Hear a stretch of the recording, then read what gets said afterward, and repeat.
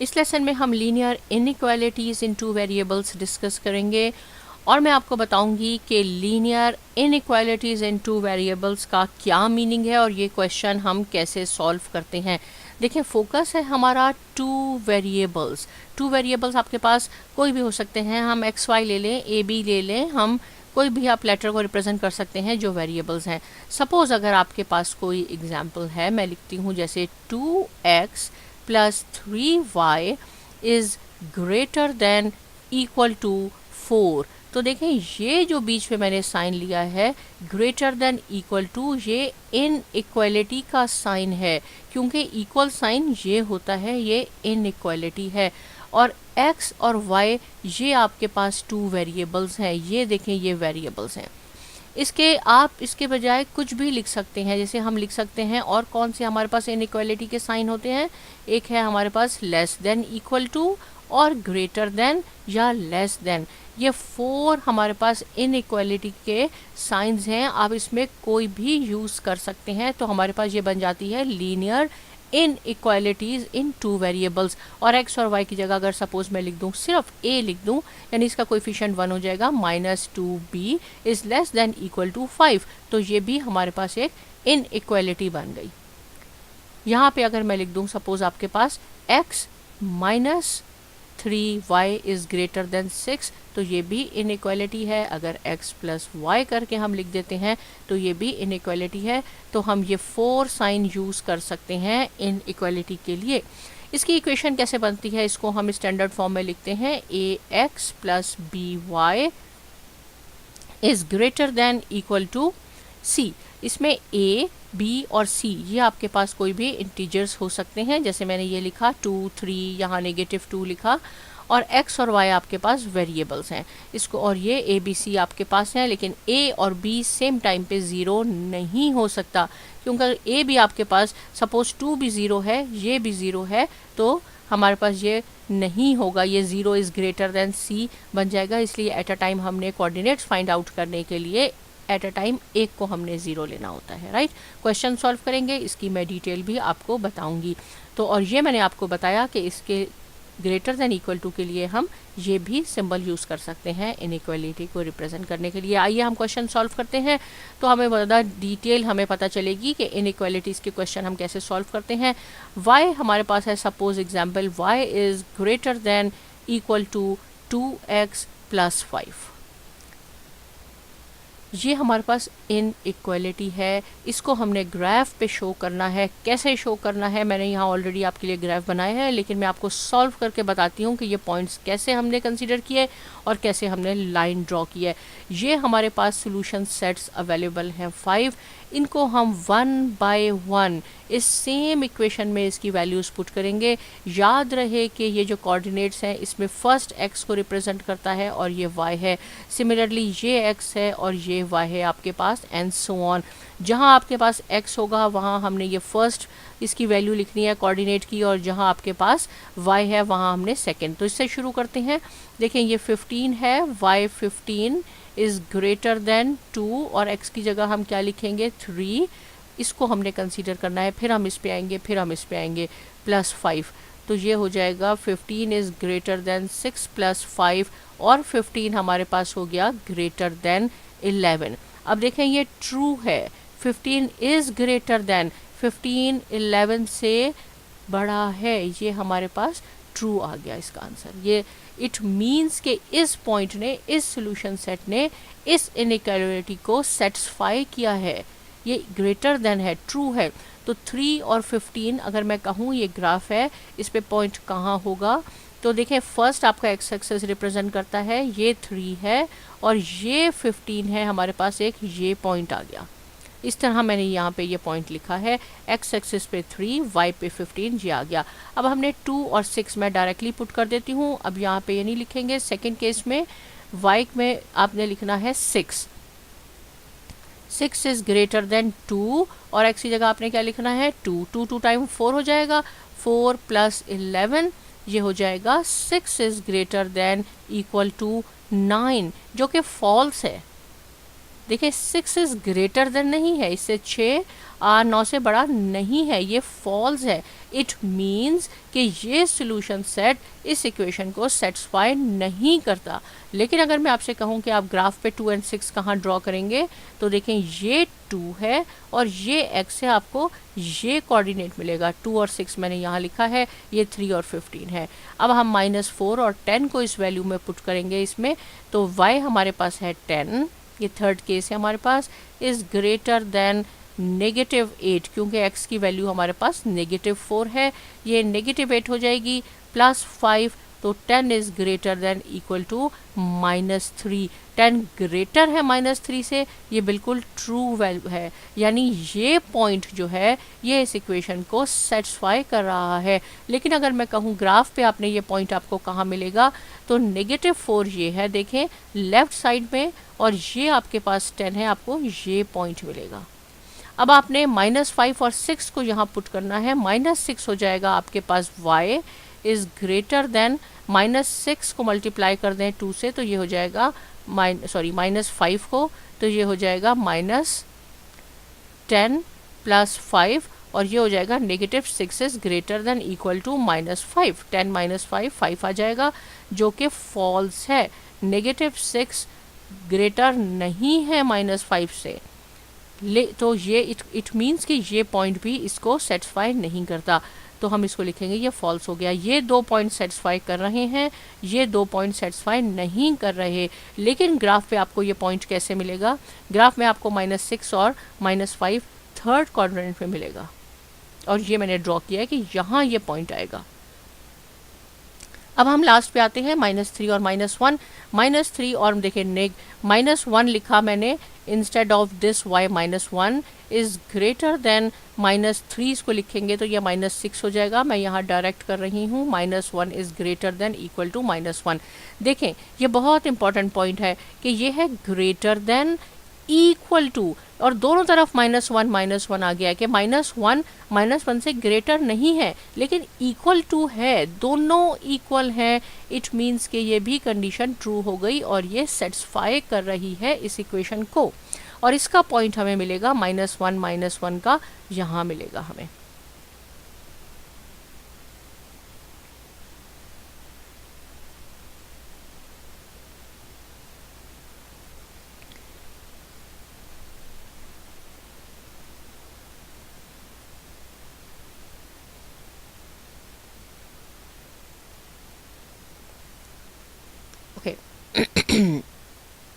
Sorry. अब हम जब लाइन ड्रॉ करेंगे तो क्या होगा, जब हमने लाइन ड्रॉ की तो ये जो हमारे पास पॉइंट आया था -3 -1, देखिए ये आपके पास इस लाइन पे आ गया, और ये 2 पॉइंट जो सेटिस्फाई करते हैं इस इक्वेशन को, ये और ये जो इसको सेटिस्फाई कर रहे हैं, ये लाइन के एक साइड पे हैं, और जो सेटिस्फाई नहीं कर रहे हैं वो लाइन की दूसरी साइड पे हैं। लेकिन जो इक्वल आ गया यानी -3 और -1 वो आपकी लाइन पे आया, ये कोइंसिडेंस नहीं है, ये हमेशा ही ऐसे होगा। अगर आपके पास सोल्यूशन सेट मौजूद हैं तो जो आपको सेटिस्फाई करेंगे इक्वेशन को वो लाइन की एक साइड पे आएंगे, और जो सेटिस्फाई नहीं करेंगे वो लाइन की दूसरी साइड पे आएंगे। एक को हम कहते हैं कि ये हमारा सोल्यूशन रीजन है और दूसरा हमारा सोल्यूशन रीजन नहीं है। लेकिन अगर ये is equal to L, greater than equal to का है, तो वो सोल्यूशन सेट आपकी लाइन पे ही आएगा। और याद रहे कि जब हम ग्रेटर देन इक्वल टू या लेस देन इक्वल टू ये साइन यूज़ करते हैं तो हम इसको डिफ्रेंशिएट करने के लिए सॉलिड लाइन ड्रॉ करते हैं।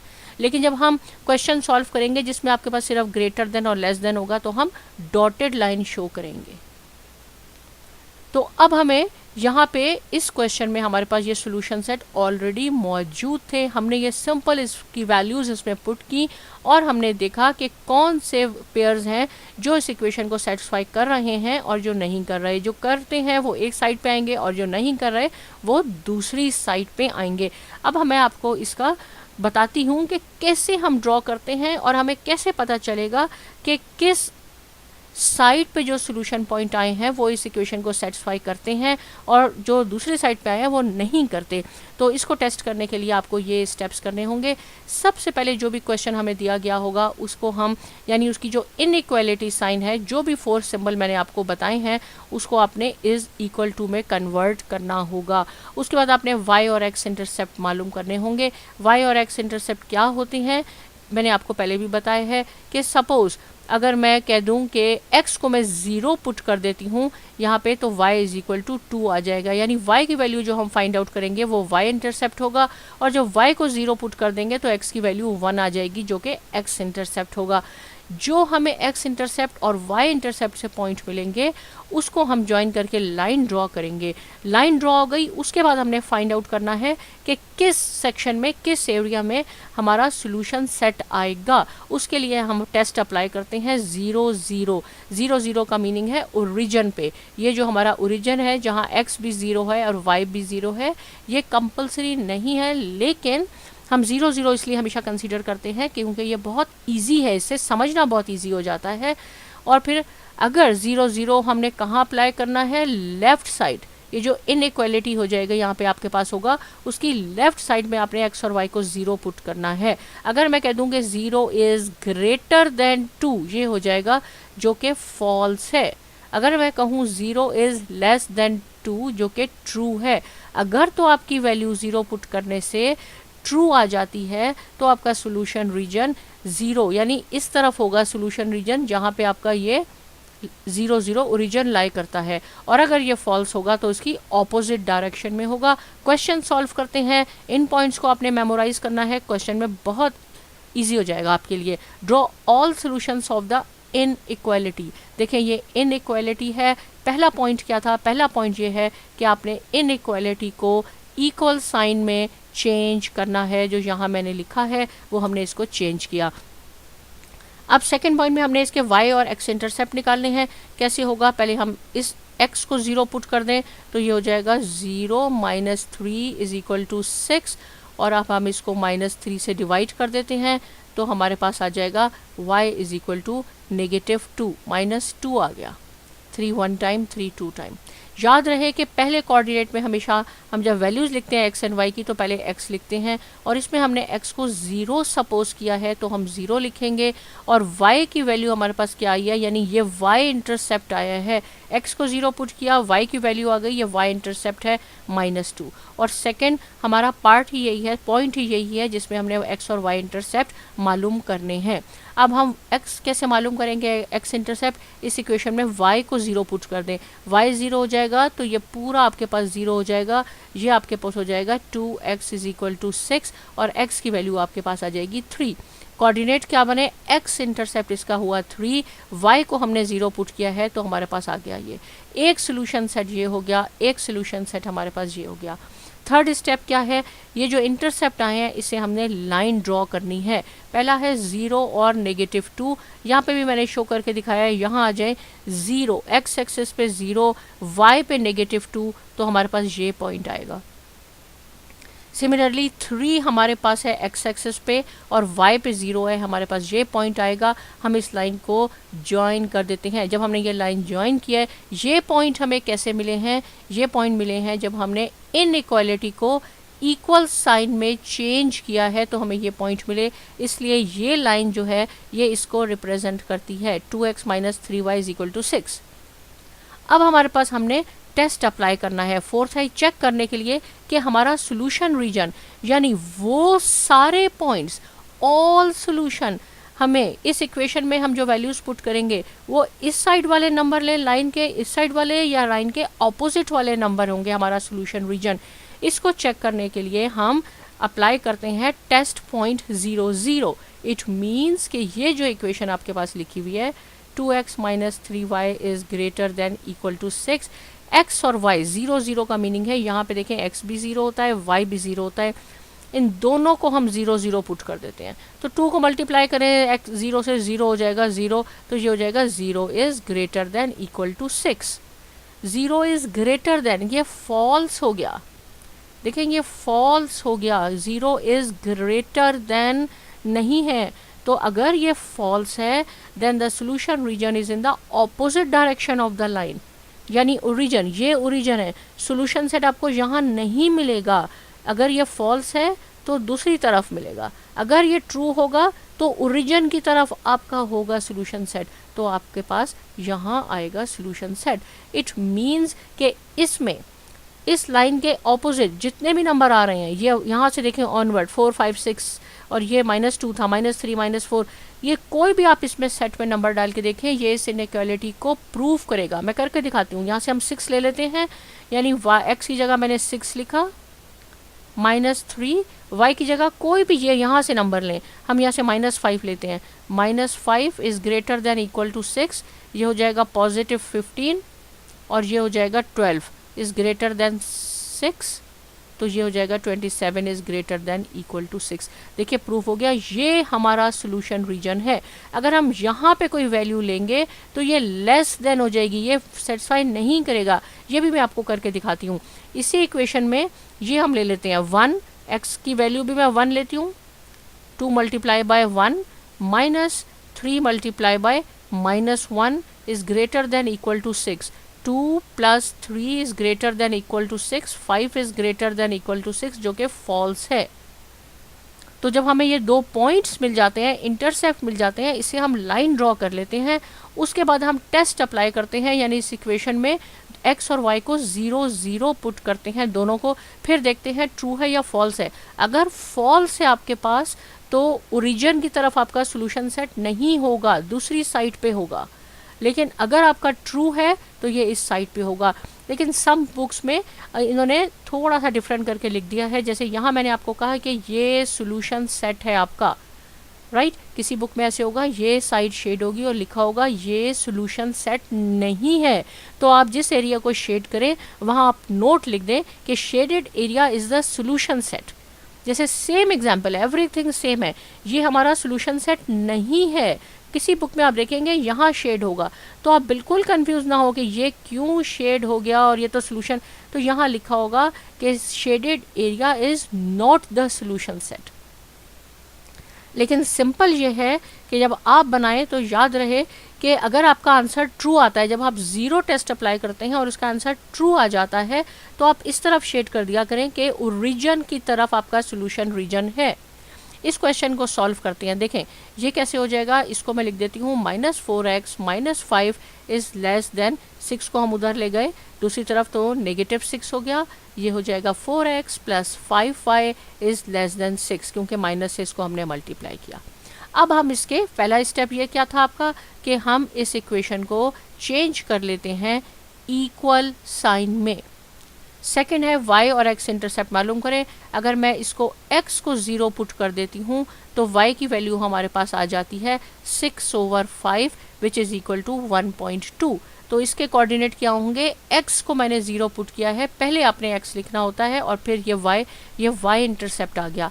x इंटरसेप्ट के लिए आपने y को 0 पुट करना है। जब हम इस इक्वेशन में y को 0 पुट करेंगे, put y is equal to 0, तो हमारे पास x क्या आ जाएगा, 4x इज इक्वल टू 6 और x is equal to 3/2 which is equal to 1.5। तो याद रहे कि 1.5 x पहले लिखना है आपने, फिर आपने y कोऑर्डिनेट लिखना है। ये हमारे पास y और x इंटरसेप्ट आ गए।